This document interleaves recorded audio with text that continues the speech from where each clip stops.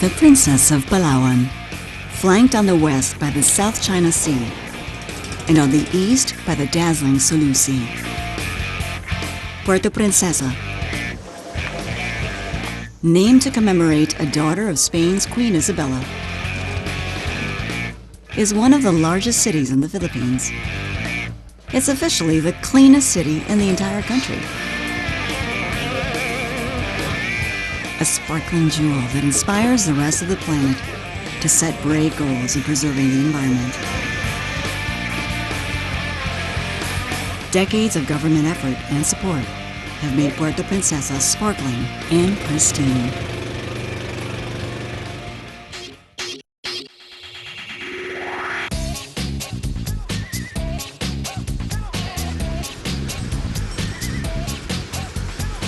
But she also has an enchanted, wild side. Commanding respect, reverence, and love is Mother Nature herself.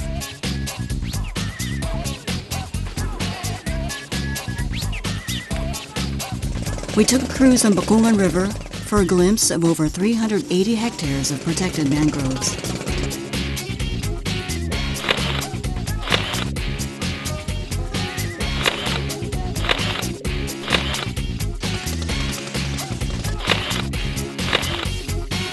Underwater paradise beneath the gentle surface of Honda Bay.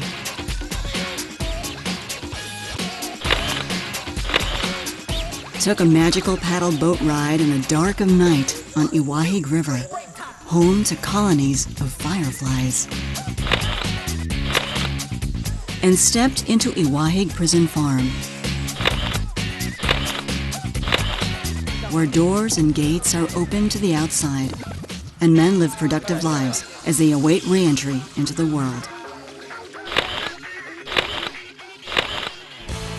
Palawan has long been a traveler's dream, particularly for backpackers and for the growing number of eco-tourists.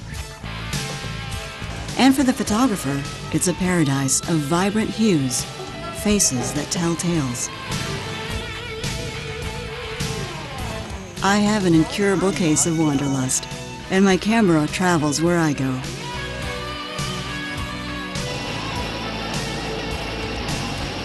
So off I went, hopping onto a Cebu Pacific flight to Puerto Princesa.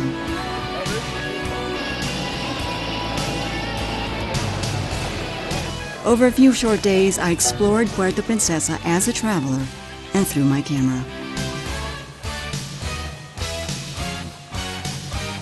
My name's Claire. Let's take a look at the stories behind those pictures and how you can begin to take beautiful travel photography of your own. Right here on Snapshots Asia with Canon when we come back.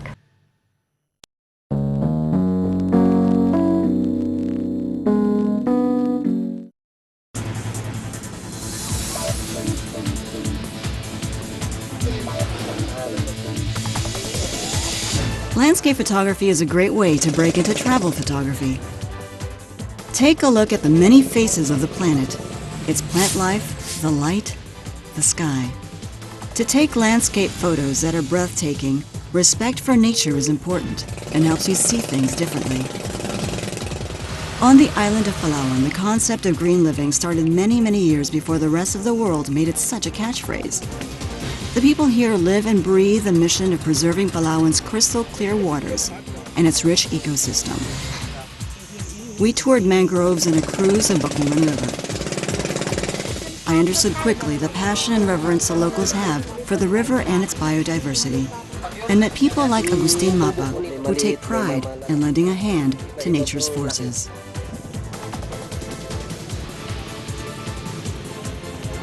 Agustin Mapa is a soft-spoken man, a fisherman by trade. He leads his community in protecting these riverine mangroves.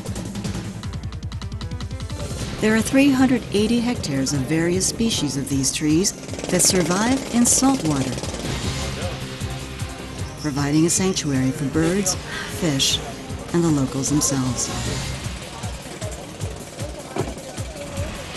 Tourists learn how the mangrove ecosystem is vital to the survival of both man and nature alike.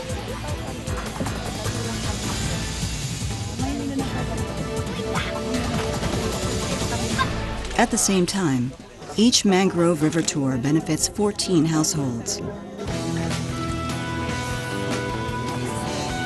Tourists here must do as the locals, respect these mangroves, and recognize that everyone who passes through here is just a visitor, experiencing a rare gift. The Bakungan River cruise leads seaward and opens to the expanse as Honda Bay.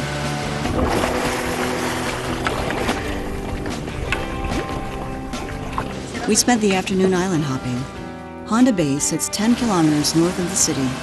There are 7 islands in the bay, including Snake Island, with a reef that just begs to be explored.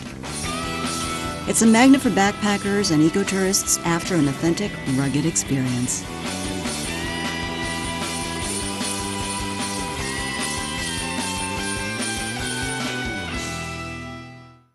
After dinner in rustic surroundings, we headed out to what is quickly becoming one of the hottest night spots in Puerto Princesa, the Iwahig River and its Firefly Tour. It's a 45-minute paddle boat ride in utter darkness, lit only by a sky filled with stars. Colonies of fireflies make their home in mangroves that are over 100 years old. More amazing is that even the waters glow. Tiny marine creatures, plankton that are able to produce light, let out sparks as the paddles cut through the water. Our tour guides on this magical cruise are from the community. Some are students, all very knowledgeable, who do their share to earn a profit while protecting a river ecosystem. It was a fairy tale journey, easily the one I enjoyed the most here.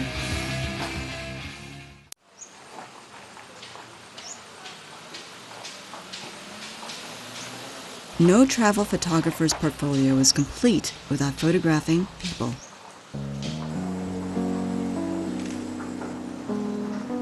I had a chance to meet extraordinary individuals living at Iwahig Prison Farm.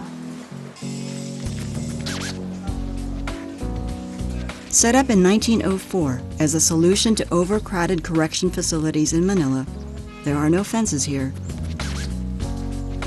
And there are remnants of original structures set up over a century ago.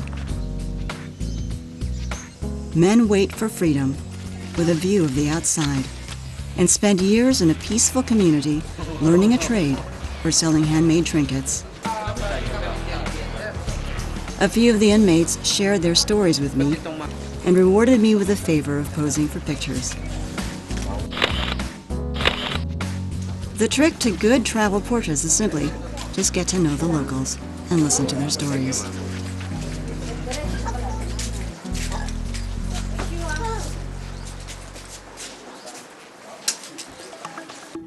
When we come back, more tips on taking compelling travel photos on Snapshots Asia with Canon.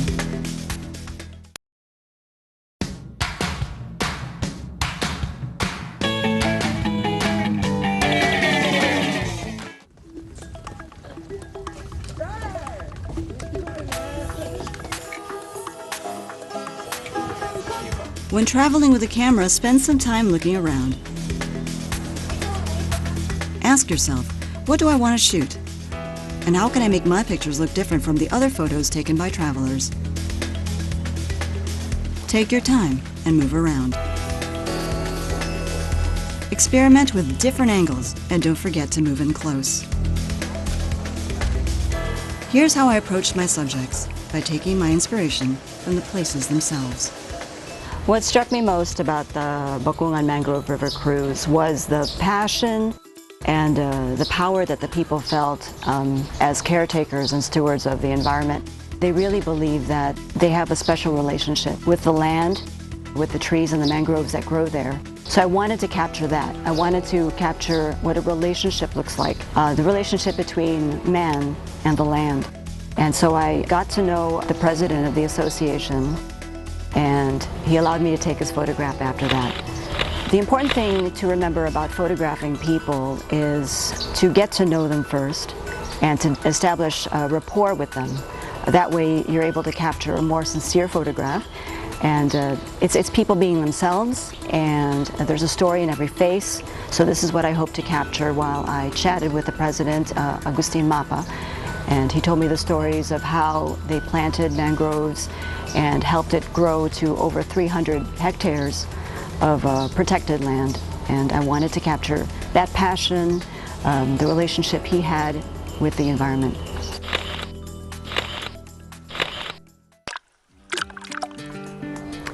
Honda Bay for me was all about color, the heat, the vibrancy. So what I wanted to capture with photographs at Honda Bay was the contrast and plenty of color.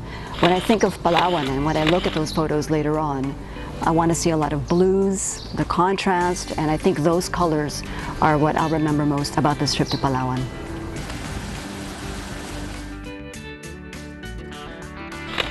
With Snake Island, the sheer expanse of space was what struck me the most about that place. And so here I used a wide angle, which helped me to capture that feeling and the sheer size and the scope of the place. At the same time, when you're taking travel photos, as much as you start taking photos that everyone else has taken before, like the beach and the water and the ocean, as a travel photographer, for me, it's important to personalize the shots. So I look for details as well. So aside from the wide angle shots, I look at textures, go in close to capture pictures I took of the boat, the colors, the worn wood, the way those colors contrasted with the sand and also matched the color of nature itself. I hope to capture the feeling that I had when I was in that place. Since travel photography is all about hoping to capture the sense of the place, the people you met, the food you ate, just the feelings that you had while you were in that space. And these are the things you hope to capture when you're taking travel pictures. The only reason a travel photographer should not take pictures is when he's so caught up in capturing something through his lens that he fails to experience the place as a tourist, as a person. Experienced this when we went on the Iwahig Firefly Watch last night. Aside from the fact that it's almost impossible to capture what I saw on the river cruise, I wanted to experience the firefly colonies that were sparkling like fairy lights. At the same time, the constellations, having the river guides point out the Southern Cross, the Big Dipper, Columba, and all these other constellations. So you see the sparkling lights in the sky, the sparkling lights of the fireflies, and the bioluminescence of the plankton in the river is very magical. So something like that, while you can't capture it on film, you need to immerse yourself in the experience and just take that with you, and take my word for it. Today we're visiting Iwahig Penal Colony, and again this is a good opportunity to photograph people. I hope to meet some of the people who live in that community and connect with them, establish some rapport, get to know them, and dig deep to see what their lives are like, and hope to capture this through some compelling portraits.